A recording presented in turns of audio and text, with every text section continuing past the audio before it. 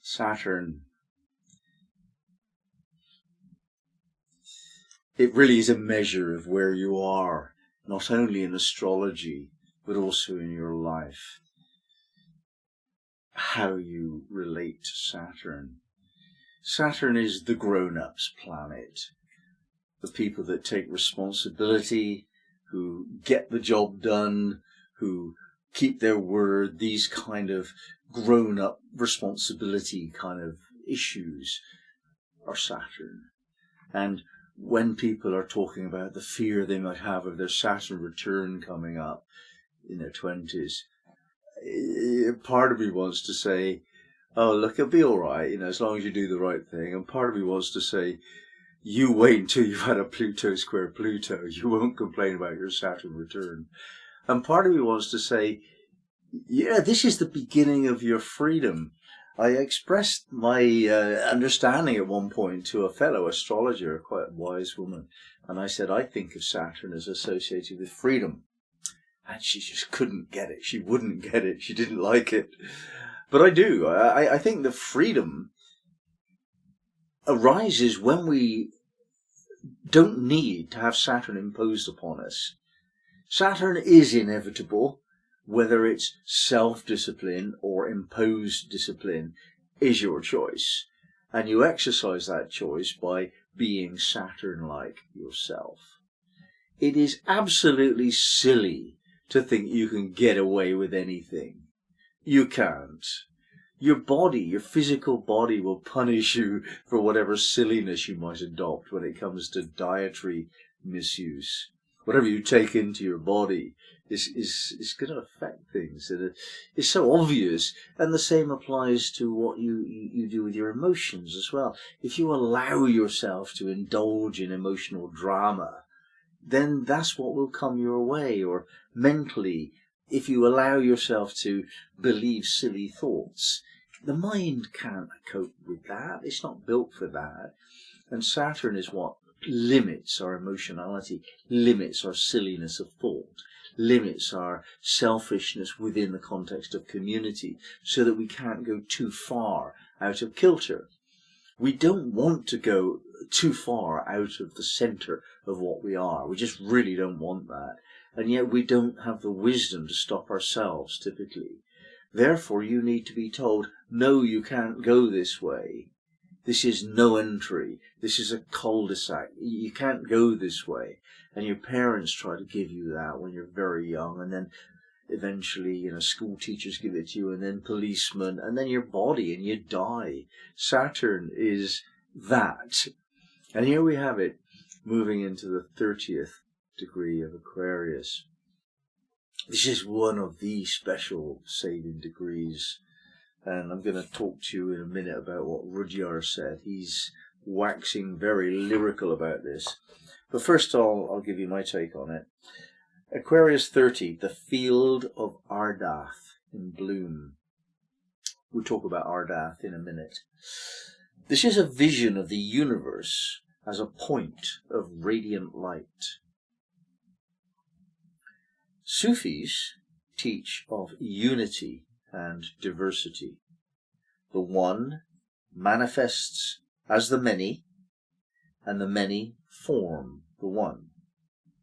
This relationship is mirrored whenever any spiritual group finds itself able to function as a unified entity. For example, in a sacred dance circle, each dancer individually adds a unique input into the whole and has their own personal experience. Yet to an observer, the circle is a unit that radiates light as a whole. When the circle is comprised of initiates, as in a Sufi sema, the power of light is extraordinary, as each is aware of the whole and their own individual parts simultaneously. Both aspects of reality, the wave and the particle, are grasped into consciousness. Unity and diversity. It's like the light going through the prism when we see a rainbow at the other side. And there is a prism image at 29th degree of Pisces which underlines this principle further. Unity and diversity. That's central to this image. Let's go into Rudyard's work, Aquarius 30. Deeply rooted in the past of a very ancient culture, a spiritual brotherhood in which many individual minds are merged into the glowing light of a unanimous consciousness, is revealed to one who has emerged successfully from his metamorphosis. That's what he's saying is the title of this Sabian degree. The keynote: the ability for the person with an open mind and a deep feeling of self-transcendence to come in contact with higher forms of existence. I'll say that again. The ability for the person with an open mind and a deep feeling for self-transcendence to come in contact with higher forms of existence. The original recorded Sabian symbol stated the field of Ardath in bloom, which refers to a scene in an occult novel by Marie Corelli, centering upon ancient Babylon. The reference may well have been a blind, insomuch as Mark Jones has stressed his inner contact with the brotherhood with Babylonian or Sabian roots. A spiritual brotherhood constitutes a state of multi-unity, i.e. a multiplicity of individuals, if one thinks of the paths they trod to reach their final metamorphosis, but a unity of consciousness and soul, thus unanimity, the anima meaning soul. In this spiritual whole, each unit is a recognizable form or entity, if one looks at it with the eyes of personality, but when seen through a unified spiritual vision, or from a distance, the whole appears to be one single area of radiant light. Similarly, when studied by the modern physicist, light can be apprehended either as a stream of identifiable particles, photons, or as one continuous wave. Whether it is seen as one or the other depends upon the point of view. Saturn there, suggesting that we need to get this right. We need to understand this properly if we're to further in our spiritual work. And it also suggests that when we do, then we can, in a sense, command Saturn energy. We can actually structure our lives. We can structure how we think. We can contain our feelings. We can choose our behaviors in a structured way. We're in command of our circumstances and not subject to extraneous forces. That's what Saturn brings. Now apply that concept to this idea of spiritual brotherhood, group consciousness. When I'm leading my groups, the greatest difficulty I have is to persuade people that the personality that they have and the contribution of it to the group process is really precious, and I want it. I want people to be who they are and to express that and not hide away and just listen as a passive participant. I want an active participation.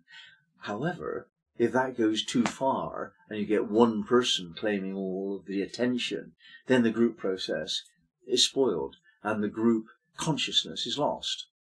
So each of the members of the group has to be both fully expressive of self in their own unique way and at the same time absolutely obedient to the imperatives of group consciousness.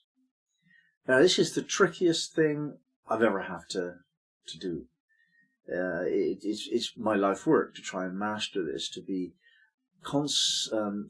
simultaneously aware of my own self, my own feeling, my own urge to express on the one hand, and the fact that I live within the context of a group, either in this formal way where there's a leader and a time that begins and ends it all and so on, that kind of structured way, or more widely within the group within whom I have my being, my family, my community, humanity, and maybe even beyond that.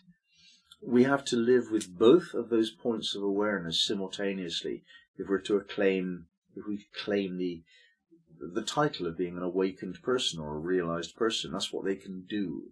They hold self and other in equal balance in every moment.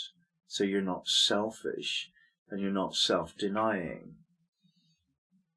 So if you can master that trickiness of consciousness, then you can have this awareness of being a part of a greater thing. You can identify as group consciousness, albeit a component part of it, but you are in that realm of knowing group consciousness, what the group is doing. Now, right now, we're in the middle of an important turning point in human consciousness, and the problems that we have now are arising because individuals don't act within the group consciousness of humanity. That's the very problem that we have. That's what gave rise to climate change.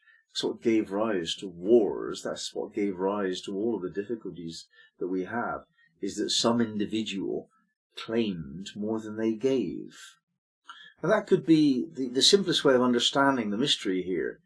If you're claiming more than you're giving, and actually, if you're giving more than you're claiming, you are creating an imbalance in your life, in your local community, and in the whole community of humanity and beyond. It is not okay to claim more than you give. It is not okay to give more than you claim. Those two things have to be in nice balance. It can be dynamic, a bit now and this way, and a bit now that way, a bit later that way. You know, it's a dynamic balance, so swings and roundabouts is what we used to say, you know. What you lose on the swings, you gain on the roundabouts, and so on. And it's not always with one person. Sometimes you're more giving and more giving and more giving to this person, but another person might be giving you more than you're claiming from that particular person. So person by person, okay, the balance does not have to be accurate, but in general terms it does. And you must know whether you're a giver or a taker in life. Well, fix it, you know. If you're giving too much, then start taking something back. The idea that altruism is better than selfishness is refuted here. They're both aspects of imbalance. And someone who is selfish all of the time, they need. And what they give by being selfish is that someone can respond to that need and feel good about the response. So somebody who's needy is actually giving neediness. And somebody who's taking is actually giving new input as well. The whole thing of giving and taking is rather more complex and subtle than it might appear. But basically, let's just apply it to attention. If you give more attention than you receive, if you receive more attention than you give, move towards a better balance on that particular thing. And extend it to other things as well, but start with attention. Attention is the real juice in life. Everything else is secondary to that. Attention. So try and balance the attention that you give and receive in your life, and you will experience a higher level of consciousness. It will be a wonderful experience. This isn't just a discipline, a Saturn discipline. This is actually the freedom, the reward that you get when you apply Saturn disciplines. And I don't think there's much higher than that, actually. The reward of being in balance with it all. It gives you this feeling of being on top of life. An okay person in an okay situation, and with an expectation of an okay future. And it could be raised so it's not only okay, it's good. And it could be raised again so it's okay to the level of joyful. That's where you go when you find these balanced energies.